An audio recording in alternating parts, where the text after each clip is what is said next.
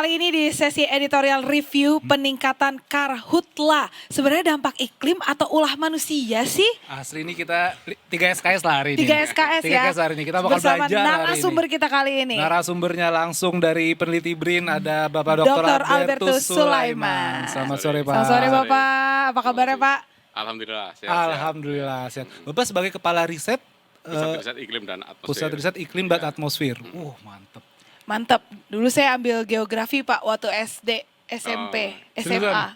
Gue juga suka geografi. Nah, ya itu nanti akan atau benar itu teorinya. Ujian nasionalnya Iya, aku iya. ambil geografi. Disiplin ilmunya di situ ya Pak, Yes. Ntar dari geografi ke Iya. geologi segala macam. Tapi kita fokus ke karhutla dulu Pak. Iya, Yang iya, mana oke. ini kan kemarin pemerintah menegaskan untuk mewaspadai karhutla di 6 provinsi Pak dan sediakan 43 helikopter.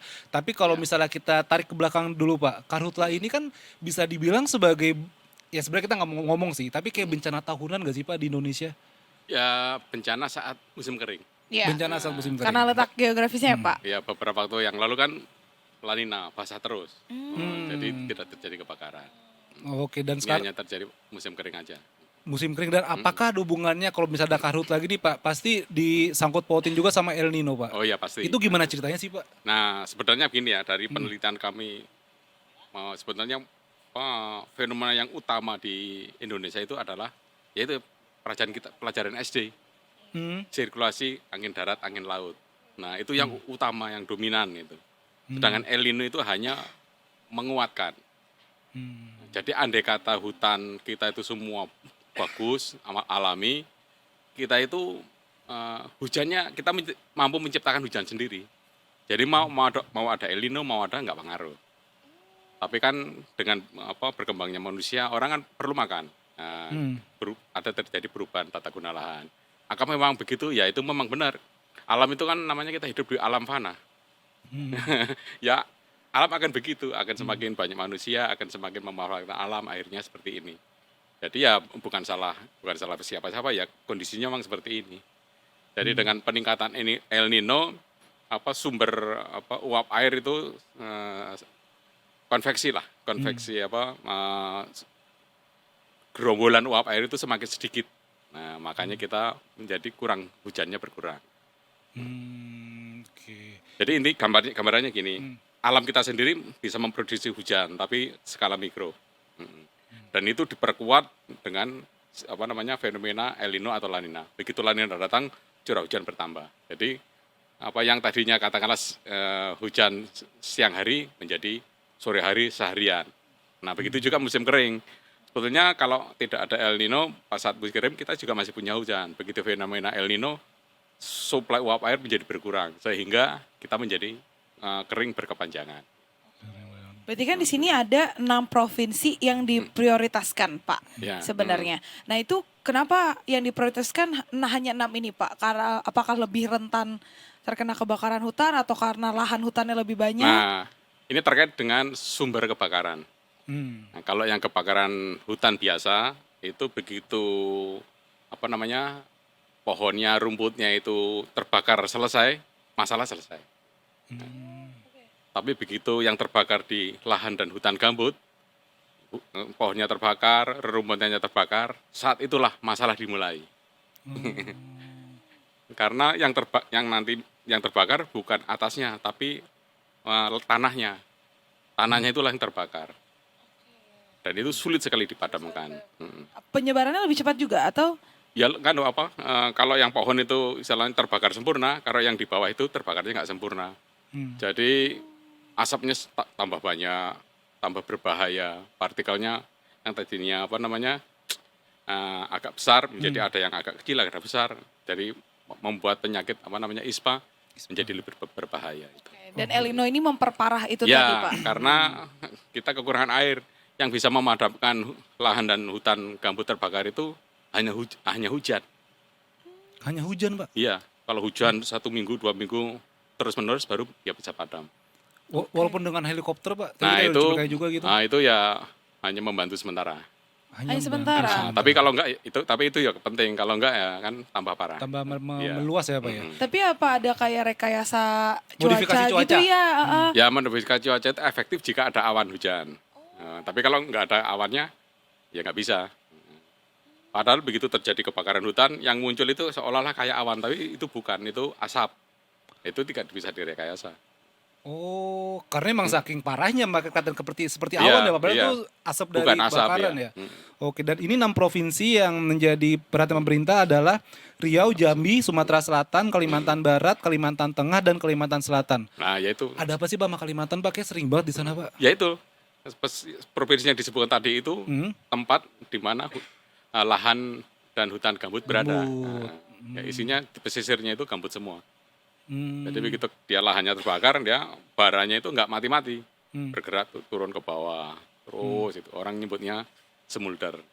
Dan ini sulit dipadamkan. Sulit padamkan. Dan penyebab apinya apa? Maksudnya ini pertanyaan orang awam banget nih Pak.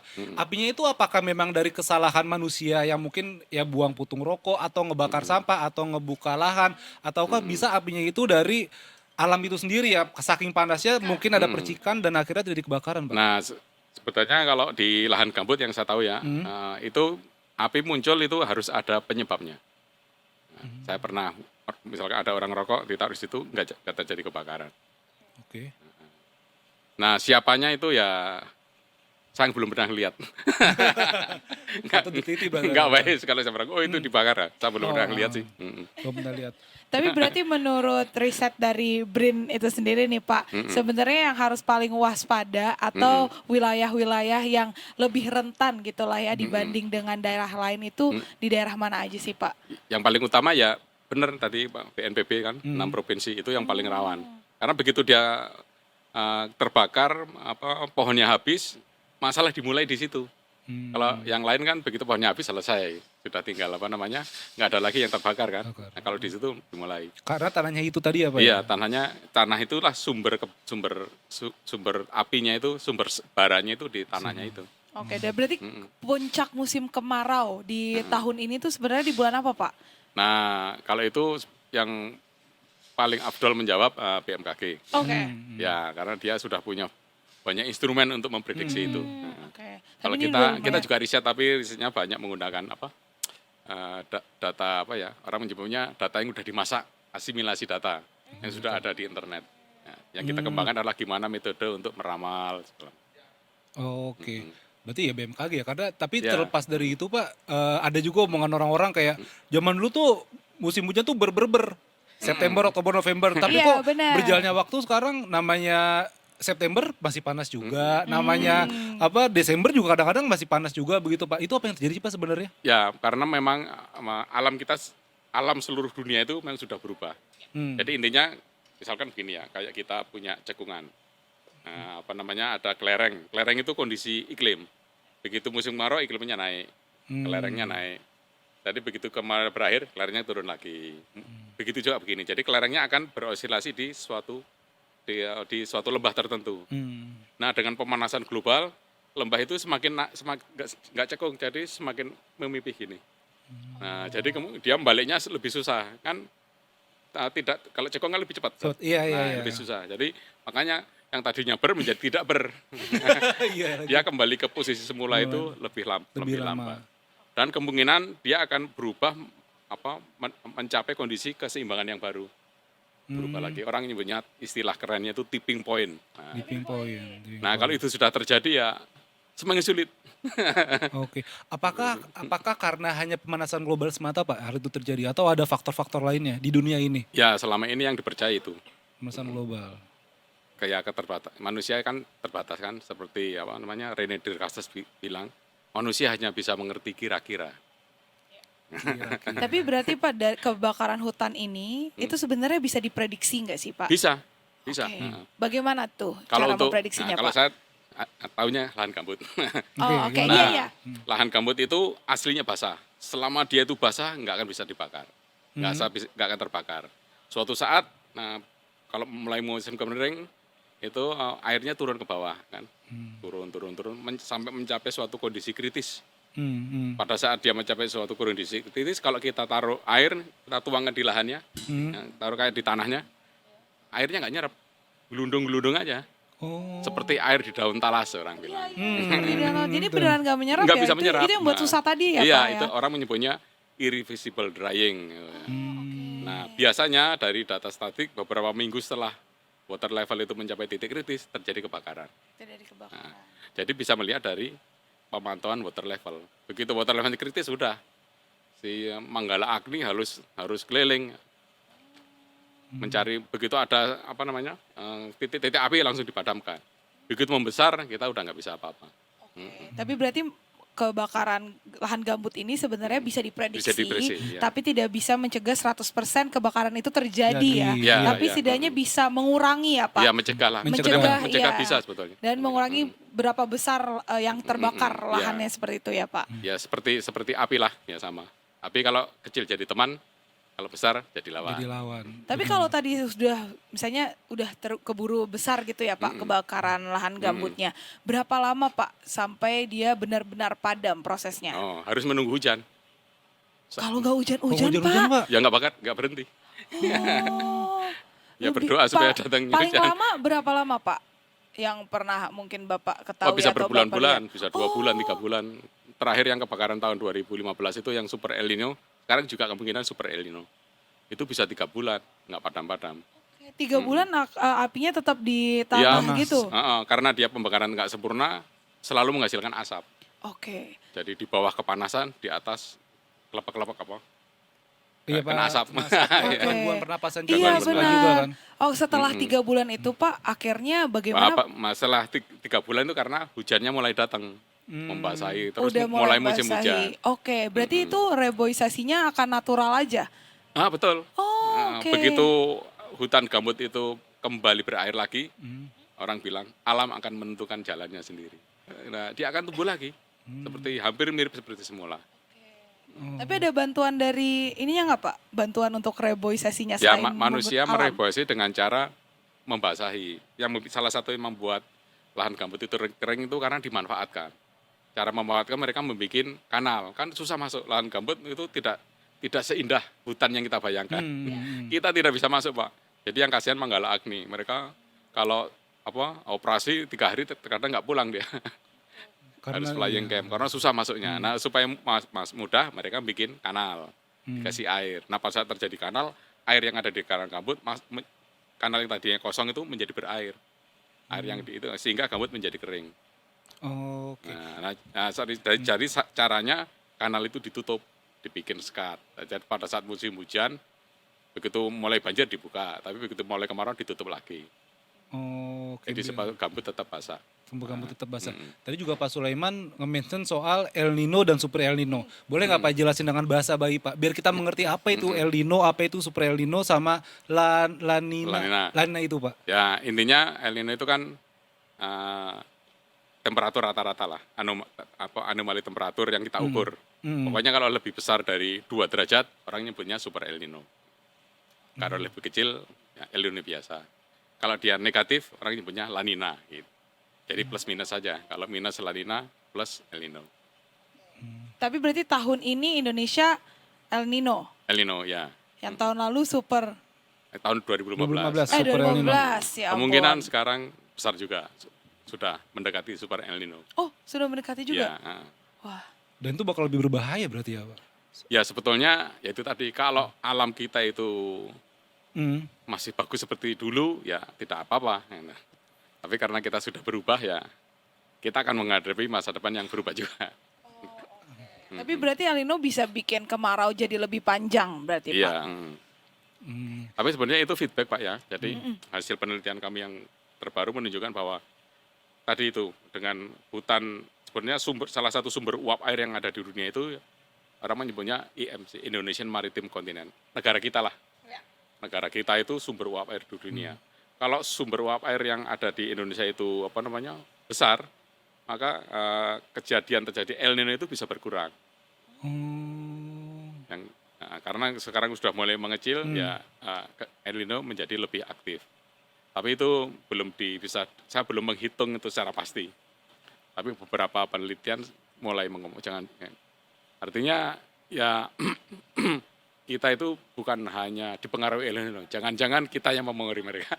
Nah, karena kita uap air itu tadi kan Iya. Pak? Itu tadi. Itu tadi akhirnya membuat suhu permukaan laut bisa naik juga begitu kan? Jadi Nah itu. orang nyebutnya feedback lah. Feedback. Oke, tadi Pak Sulaiman juga mention soal alamnya udah berubah. Alam yang udah berubah ini apa nih Pak maksudnya nih Pak? Alam yang Ya. sudah berubah. Ya apa tutupan lahan, yang tidaknya banyak hutan jadi tidak hutan, yang tidaknya apa banyak hutan-hutan menjadi ya sebenarnya salah satu kejadian yang cukup menggegerkan lah ya, Hmm. di mana hutan alami dulu di lahan gambut diubah menjadi mega rice project. Apa ladang apa mega rice project apa? Tempat tinggal. Bukan mega rice project, jadi proyek pembukaan sawah zaman dulu. Zaman dulu. Oh, Mega Rice. Iya. Mega Rice, Oke, iya, oke, iya, Zaman oke. Soeharto dulu. Zaman saat dulu ya. Itu yang menyebabkan banyak apa gambut-gambut menjadi kering, dan pada saat terjadi kebakaran itu terjadi kebakaran di tahun 97. Tahun 97. Dan sayang itu diulang lagi sekarang. Nah, itu Harus dia. kita pikirkan lebih baik lagi. Betul. Oh, oke. Ya memang tergerak krisis ya Tita ya. Maksudnya ya ntar kita kalau mau selamat, kalau anak cucu kita mau hidupnya sehat, emang jaga alam. Itu tergerak krisis sih Pak. Tapi memang itu sebenarnya yang harusnya dilakukan ya Pak Iya, sekarang. tapi Iya, kan iya. kita perlu makan. Nah, Iya problemnya benar-benar ada. makan itu nggak harus beras. Gambut itu menyediakan makanan yang enak, yaitu sagu. Di Kepulauan Meranti, satu pulau gambut semua, dia penghasil sagu. Dan sagu itu sebetulnya mencegah diabetes. Jadi kalau kita makan sagu sebenarnya aman dari diabetes. Jadi cycling gitu loh Kak. Iya, Jadi iya. karena misalnya satu kebijakan tertentu lah ya. Iya, Nah dampaknya pasti. itu nggak langsung mesti direct ke kebijakan itu. Jadinya directnya ke efeknya ke yang lain juga. Benar. Pak juga BRIN ini memiliki sistem pemantauan lahan gambut ya Pak, yang bisa mendeteksi kondisi kritis sebelum kebakaran. Seberapa Ya. cepat nih Pak teknologi ini Pak? Nah, sebenarnya dulu Indonesia punya namanya BRG Pak, Badan Restorasi Gambut. Dia menginstal alat banyak sekali tentang water level. Nah, itu sebenarnya sangat berguna untuk menentukan kapan gambut itu rentan terbakar. Tapi sudah berakhir, kita nggak punya lagi. Nah, BRIN yang kita punya itu hanya terbatas di lokasi. Nah, kita punya alat yang ada di lokasi namanya sekitar Bengkalis. Karena penelitian kami dengan Universitas Tokyo. Wow. Nah, kami punya sistemnya namanya DAMAR. Kita pasang alat untuk mendeteksi water level, juga mendeteksi alat-alat untuk melihat konsentrasi kabut asap yang secara real time. Jadi kita tahu, wah ini mulai kualitas udaranya mulai buruk nih. Water levelnya yang paling turun di mana saja. Nah, ada indikatornya gitu ada Pak indikatornya. ya. Oke. Itu alatnya sekarang masih digunakan Pak? Masih aktif sampai Masih sekarang. aktif sampai sekarang. Karena- Pemerintah juga memakai itu juga berarti ya? Ya, tapi kan terbatas di wilayah situ saja. Oke, hanya di titik-titik tertentu yang lebih rawan ya. Di proyek kami di Pulau Bengkalis. Oh, dari Pulau Bengkalis. Ya, Pulau Bengkalis dan sekitarnya lah. Apakah itu berharap bisa lebih banyak lagi Pak Nah, ya, alatnya di titik-titik rawan Ya, Indonesia? seluruh lahan gambut harus. Harusnya ada itu ya harapannya ya, seluruh supaya bisa deteksinya lebih cepat terbantukan dengan teknologi. Tapi sebenarnya bisa diatasi lah. Kan orang perlu alat banyak, sebenarnya bisa nggak perlu alatnya banyak, karena sekarang di dunia sudah banyak teknologi ya, pemantauan ya, satelit semakin canggih. Jadi dengan kombinasi banyak teknologi yang ada, kita sebenarnya bisa memetakan wilayah yang rentan terhadap kebakaran. Oke. Kalau untuk masyarakat Pak, kalau tadi kan dari pihak BRIN, itu kan BMKG juga dan pemerintah juga pasti punya tugas masing-masing, tupoksi masing-masing. Kalau masyarakat Pak, apa yang bisa masyarakat lakukan Pak untuk menanggulangi atau mencegah karhutla ini Pak? Ya, pertama jangan bakar sampah dulu. Jangan nabun, ya, Pak. nabun, Jangan Ya, bakar nabun. sampah, Ah. betul. Terutama plastik. Plastik itu kan bahaya sekali kan, dia jadi namanya dioksin. Hmm. Ya, kalau sampah gimana yang organik dijadikan pupuk, kan sudah banyak teknologi ya yang bisa itu. Ya mulai dipilah dari rumah tangga, sampah menjadi masalah kan kalau banyak. Iya lagi betul. Kalau kecil kan bukan masalah, dari kecil dipilah. Itu memang agak susah sih, perlu kalau orang Jawa ketemenan. Temen itu kombinasi jujur dengan disiplin. Nah, jadi perlu kedisiplinan, dikerjakan secara terus-menerus. Harus dari kecil. Itu dia tikar selangkah kecil yang bisa kamu mulai ya, adalah dengan jangan membakar sampah dulu dan juga seterusnya. Ya, terutama plastik dan juga mulailah memilah-milah sampah nih, organik, non-organik, berbahaya.